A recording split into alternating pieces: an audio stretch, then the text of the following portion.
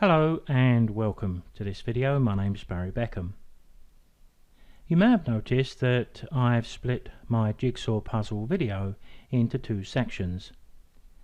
A couple of days ago I was looking on the internet for some textures and I happened to stumble across a jigsaw puzzle action.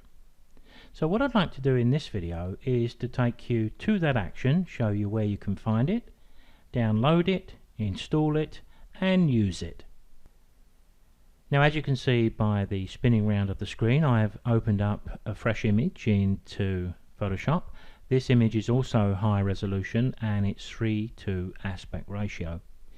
In a previous video we were looking at bringing up these options to use to demonstrate under the heading of textures. While there I spotted something to do with jigsaws. So what I'd like to do is to take you back to where I found a jigsaw action that we can use. If we go to the Windows and find extensions on Exchange, we'll be taken to a website. I did explain that this website seems to have a little bit of a problem because it was jumping around all over the place. There you can see it just jumping around all by itself, and for reasons I can't quite explain, the way I managed to stop it from doing that is to go back into Photoshop and to just ask for the window once again, and it seemed to do something, because once the screen becomes stable, what I want to do is to scroll down, because while I was in here looking I noticed this option here. Now I clicked to download these and they download to the download folder on the PC. Now once I clicked the option I got the little tick here and it says it's acquired. So what I'm going to do now is navigate to my downloads folder via Windows Explorer. Opening up Explorer, I've navigated to my downloads and there's the puzzle pieces. If you're a little concerned about extracting the contents from a zip file that you've just downloaded from the internet, what you can do is right click, and generally you'll be able to scan this with any of your virus editing scanners that you've got on your computer, and it'll quickly take a look, and as you can see in my case it's telling me things are okay. But as I got this from Adobe's site I wasn't too concerned, but you can't be too careful. I'm going to right click and choose extract all. There's the puzzle pieces. Now this, when I open this folder, this is an action. There's also a help there, so that could help you in the future, but let's just take the puzzle pieces, which is an action, and import it into Photoshop Actions, and we can see just how it works. So here we are back in Photoshop. If the actions are not in any of the palettes you have on screen, go to your Windows menu and select them. From the option at the top right here, I'm going to choose to load actions. Then I'm going to navigate to my downloads folder, my puzzle pieces folder, and select the action. Now there's quite a bit in here, so I'm going to make this reasonably large. Ignore all the coloured ones, they're the ones that I've created myself. Let's tuck this down here. What we need to do first, I think, is to maybe just make sure we're seeing everything. We are. You'll notice you've got a README file here. Let me click that and bring it on screen. Now this is created by the maker of the action. For best possible results, ensure that you have the image with the proper aspect ratio before running any of the actions. The aspect ratio is the width versus the height, and this image is 3:2. You can check your image aspect ratio using factory presets, which are available from Select a Preset.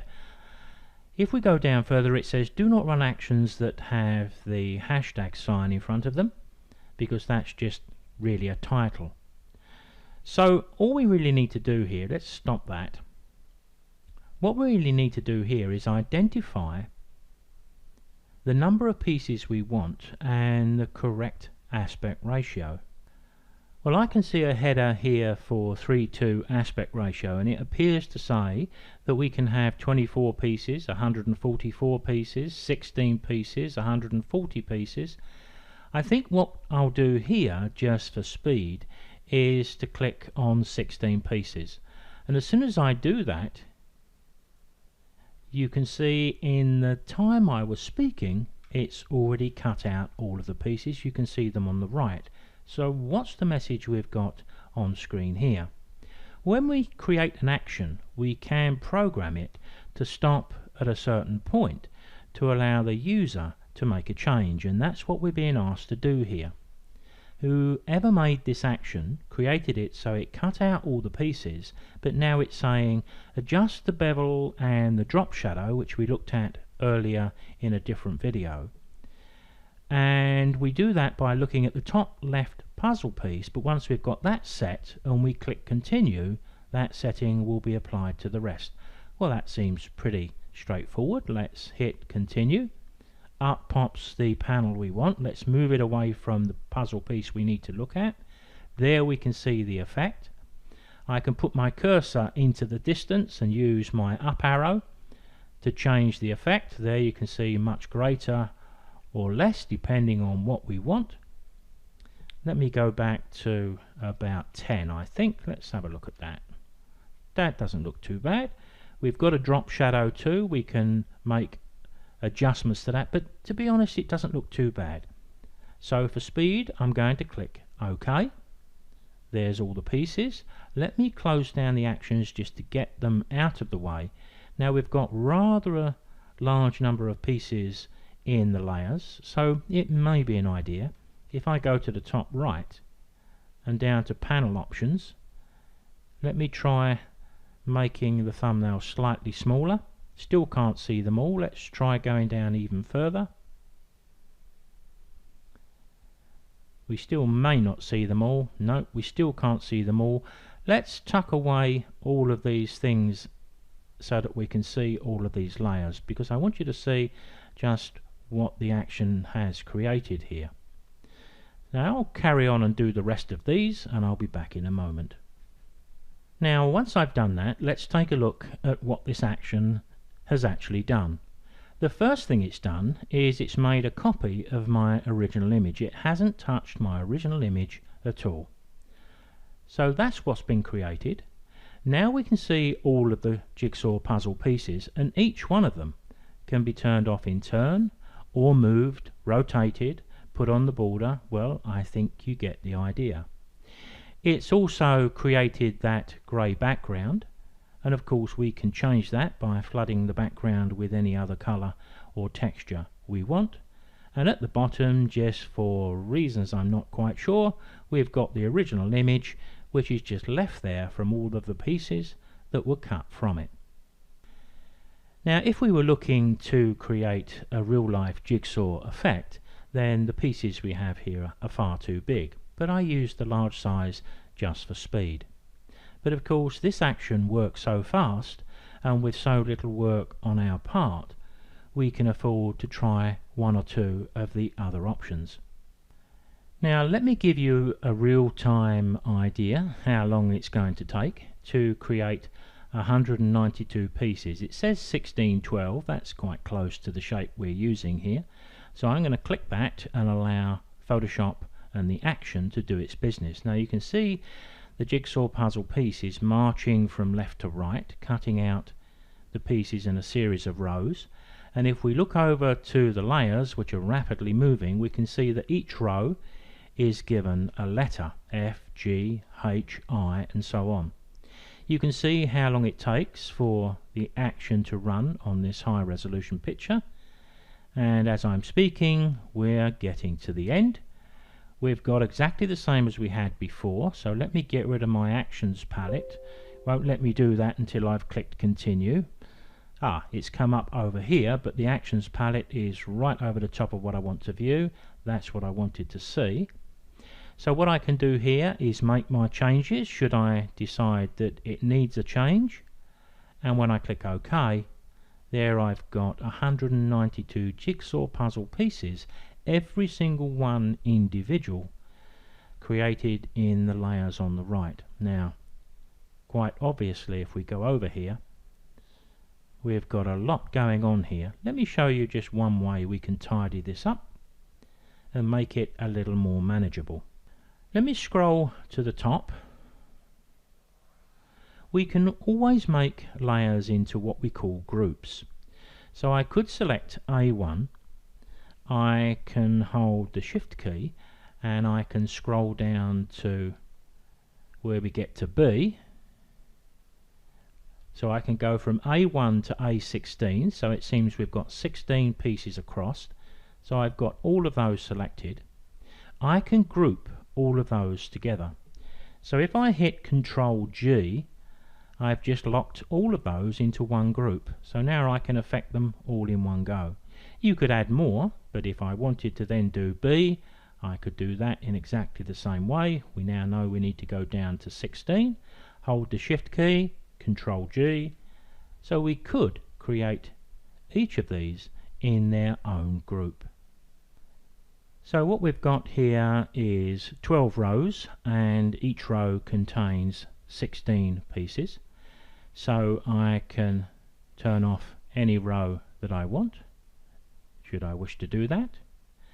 I can always go into the row, so if I wanted to open up the group, I can do that.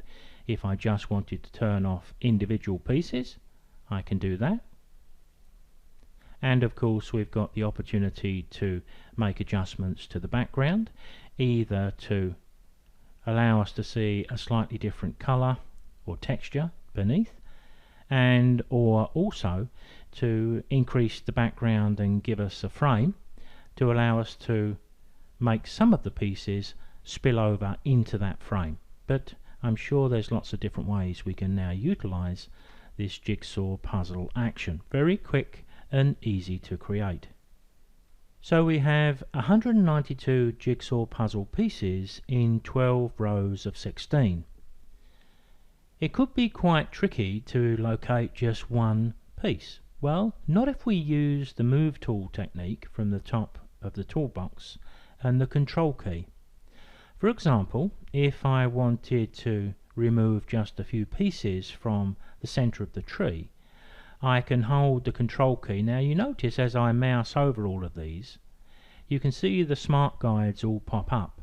This is probably one of those times when we actually don't need them, and although they're not going to do any harm, if you did want to temporarily turn them off, go to the View menu, go to Show, and we should find them here. There's the smart guides. Just remove the tick, so as I do the same thing, the smart guides won't pop up. So what I was going to suggest is we're holding the control key, click that piece there.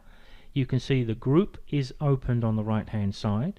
You can see the piece down at the bottom right has been selected, so I can click and drag to move it. Now when I've moved it, it disappears. Now why is that? Think about it just for a moment. It's because what I've just done is shuffled that piece underneath all of the others. So any piece that I want to sit on top of my puzzle, it'll be alright if I dragged it out to the edge and created a frame, but while it's underneath all those pieces, we're not going to see it. So what we would have to do is to drag this to the top of the stack. Now as you can see here, I've just dragged this puzzle piece right to the top of the stack. Be a little bit careful when you do this, because there's a tendency for it to want to drop into group 1, but you can actually get it and drop right between the groups if you're careful. And then I just dragged group 1 beneath, and it leaves it floating on its own layer sitting at the top of the stack, which leaves me the opportunity to hit Control T as we did before, and we can choose to rotate the piece and or move it, and hit the Enter key to design the jigsaw puzzle image that we had in mind. Now one thing to be aware of, I'm going to go back to the center of my jigsaw puzzle and hold the control key and click the puzzle piece immediately below the one I've just cut out. Now that will be selected on the right hand side, and I can move it. Now if you're not that familiar with layers, you may be a little confused that if I move it up, it disappears, but if I move it down, it reappears. It's because I'm cutting out a puzzle piece here, and all of the pieces that are currently above are sitting on top. All of the ones below, the piece is sitting on top of those. So if we wanted to position the puzzle piece down here, then we wouldn't need to drag it to the top of the stack. It all depends where you're cutting and pasting to. Now, as you can see, just to finish off, I've adjusted the background a little bit, added some noise, I've even added some burlap texture and rearranged the cutout pieces, and if you notice, the pieces almost lead us in from the left, so we almost follow the yellow brick road to the tree.